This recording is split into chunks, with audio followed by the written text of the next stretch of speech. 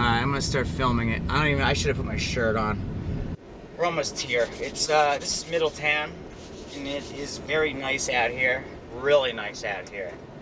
Open land everywhere still. But the parkway is still right there. So I'm sure you go up a couple exits, and then you're just, Alright, so we're looking for 12 Oriole. Which is gonna be, Oriole's probably gonna be right here. I gotta get my shirt on now. I'm gonna look ridiculous. I had it off since the garage. So I sweating my ass off over there, unloading all that crap, so I had room to get this baby. '01 Husqvarna. I had a 98 pull on. Similar, but I think that, yeah, the same hood. An overhead valve engine. But what was it with that?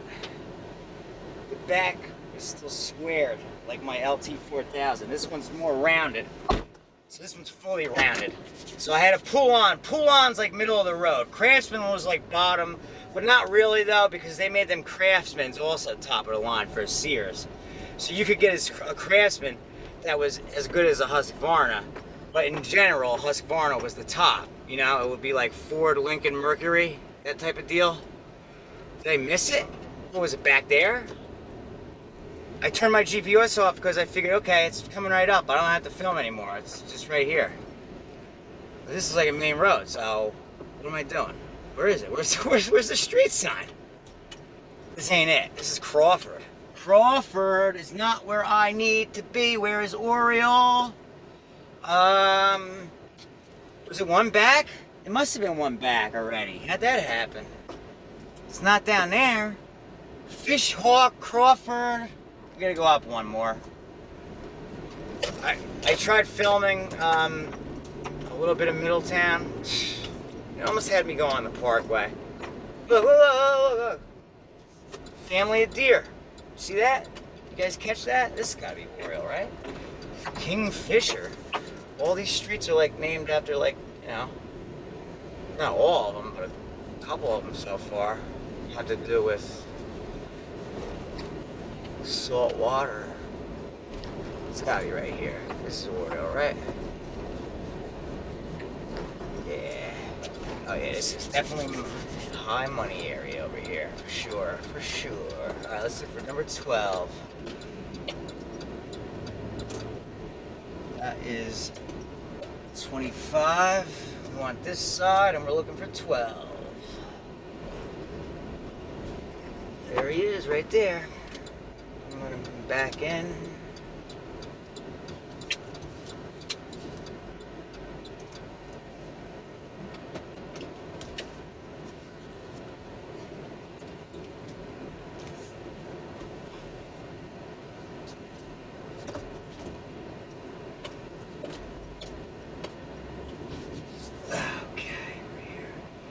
Yeah, so the only thing, the seat I see is messed up. It's no big deal. I got a seat, and then that front grill's messed up, but that's also no big deal. I'm pretty sure I have a front grill for this one. I did have one for sure. You know, I cut a lens out of one.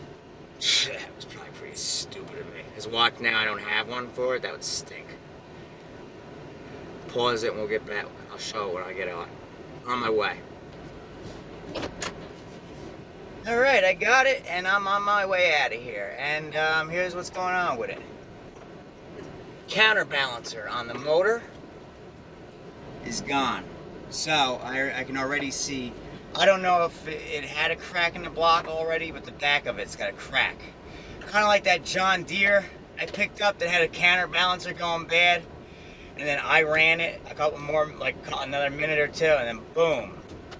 This one's actually still ticking at the moment, but it's a parts engine for sure. But you know what I mean? Because once the block cracks like that in the back, you can JB weld the block when it's just cracked. You know what I mean? And it's still intact. You can JB weld it. Like if I open that up and replace that counterbalancer, which I think I have one already out, I could theoretically, and then put it back on, but I don't think I'm gonna do that, because I mean I got an engine right in the truck, right in front of it, that's intact, in a hole that I just pulled.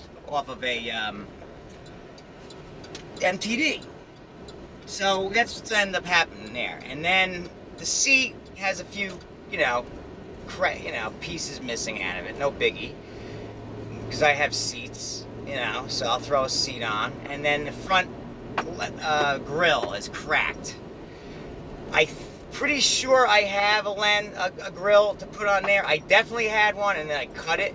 But I think that one was already, there was something wrong with that one when I cut the actual headlight part of it out of it. And so I cut the headlight part out of one but I'm pretty sure that one was broken already. So, but I think I have a lens for this hood. I really hope so. I really do hope so. With all the hoods I have, hopefully one of them fits. If not, we're gonna have an issue with that, because then I'm just gonna have to fix that crack. But here, let's look at it real quick. I have the original. He got the original paperwork for this machine. He's got the original receipt too. So he bought this at a lawn and garden dealer, a lawn and garden dealer nearby. No longer in business. Kind of like all the ones in our town. My town's gone. We had one on Riders Lane, done. We had one on Cranberry Road and Old Bridge Turnpike right there, gone. And there used to be, is there one other one? No, Home Depot now is the only place that does repairs nearby. And then the only actual lawn and garden dealer is in Spotswood, the Toro place, Bryant's. But here it is. He paid $1,589.99 total, so $1,589.99. All right, so let's say $1,590 in 2001. That's how much they're going for right now. Well, you can get that Troy belt for the same price, $15.99 or $16.99. But those things are pieces of crap compared to what this thing is. So this thing's 22 years old. He got 22 years out of it before the engine finally took a dump. And that's actually, it must have, the counterbalancer on it went. Is it a flathead? Yeah, it's a flathead 13 horse. So that's surprising because, I have so many of them. That's only the second one I've seen so far bad on the flatheads. I have a Toro that had a bad flathead. Blown, piston blew, and now this one has a bad counterbalancer. So I don't know if it was because of. Although no, wait, this manual shows overhead valve. Maybe it is an overhead valve. See, look, I have that engine. That's a good motor. That's the one on this, and then see, I have this muffler, right? Well, I have a muffler like this, and it needs the adapter piece to put it on the engine. But yeah, no, this is cool. You don't usually get him with the original paperwork and everything. He was a church man, so he was a good guy. You could tell he was really a good guy. So look at that. That's an old picture. His air filter does not look like that. That's 80s stuff, mid 80s, early 80s. Yeah, that's the type. So, that's cool. And then the actual engine manual from 2000. That's nice to have. Because, even though this one's not good, I have a ton of overhead valves. These are the original overhead valves. These are the good ones. These are the ones you got 20, 30, 20, 25, 30 years out of. Forget it now. You're not getting that out of those. I see them blowing up. 33 cubic inch. I see them blowing up on a regular basis at 5 years old. See, Husqvarna Forest and Garden. Where does it say it though? A division of White Consolidated Industries Incorporation. That's interesting. Huh. As far as I always knew, it was American Yard Products. So to see that, a division of White Consolidated Industries. Like White Outdoor? Nah. I don't know. This is weird. Because this is definitely a Craftsman type machine. Poulan made this. Husqvarna. I've had Craftsmans that looked like this, and they were always American Yard product. Which before that was Roper, which before that was David Bradley. So to see this, I don't know what that is. But, you know, he was saying the chainsaw company, Husqvarna, which it is. It's the same company, but it's a different division. Just like, see, that's a division. It's something division. So that it kind of confuses me, because as far as I knew, it was always, let's just say, American Yard products.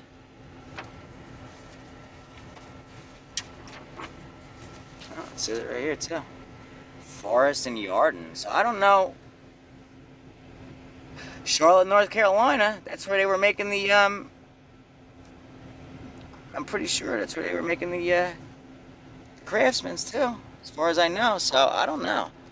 That's weird. I mean, it was still 2001, so I don't know if.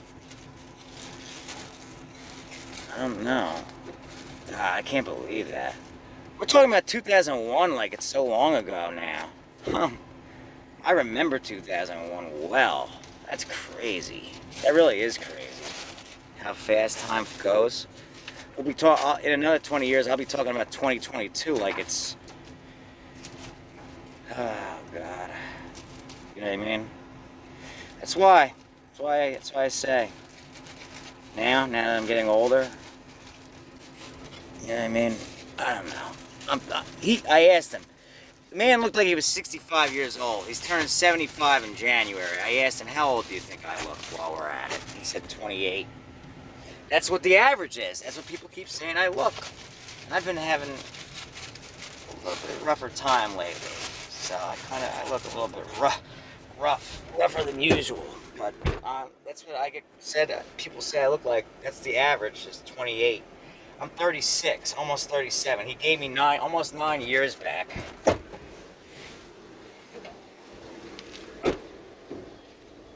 So here she is. Steering's good. Oh yeah. It's a Hydra. It's got the bolts for a bagger, but I didn't see anything. It had these on them. I wonder how those. I actually still have those. It goes back on. So it's got a good battery because it started. It's interesting how it had the rounded back end, but it has my machine's footrests, and then it's got a good 42-inch, solid 42-inch deck, the usual. I think this had to have been shaved. Yeah, this was shaved shorter, probably on purpose to get through a gate, a fence. Hey, down. It's a flathead. It's got the muffler right on the side with the deflector.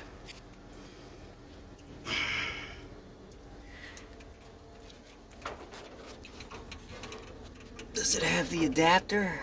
I guess it didn't need the adapter on this side. If it was an overhead valve, the muffler would be on this side. And then it would need the adapter. I guess for flatheads, it didn't need it. Build date was August 2nd, 2000. So a little bit earlier than the machine itself, which was sold in 2001. But that makes sense. They usually build the engines a little bit earlier. It's missing these caps. I have them. But yeah, I mean, like I said, it's a motor, seat. Like I said, I can either try to fix this, or I have a seat. I have a seat. And then this is it. This is the biggest one right here. Like I said, I think I have one for this. Pretty sure I do. Hopefully. If not, I could put a call out. And if not, I mean, I could fix this. Worst case scenario, I can fix this. You know. So, other than that, though, it's good. that happens over the years. They get out of line. There's a piece, so you just pop the wheel back up, put it on, back down, straight, and that straightens it out.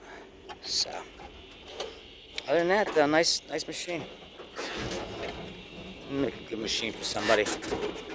See, it's a little bit loose over the years. What is that? Got a Gen 1 in it? Let me see.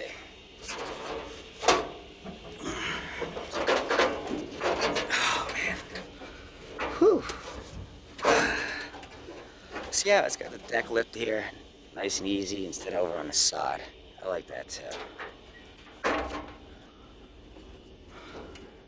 Pretty hard to see in there. Yeah, it's got a Generation 1. It's all cast iron. It's a little loose though. Could probably be just tightened up. That'll help. Hear that noise? That's it. Probably tighten up a little bit. But no, it starts. The only thing is, see, it's as soon as you start it, it makes a heck of a racket. And then if you look right there, see it? It's cracked. Pretty good. Good enough to where I wouldn't, you know, when it comes to a block, that's it, pretty much. It's saying, I'm done. But it's still a good parts engine. It's got lots of plenty of good parts. There's its replacement right there. No big deal. Alright? Okay. It's cool. Free books, used books. Alright, so I'm going to end it here. That'll be my video for today. I don't want him to come up and be like, is everything okay? Because, you know, I've had that before. Let me get on my way. See you guys later. Thanks for watching. So it's a YT Husqvarna. YT. So I know. I know 1342, but there's something else. Is there something else in that? LTH 1342. LTH 1342. Husqvarna LTH 1342. 13 horsepower, 42. Flathead. Okay, guys. Later.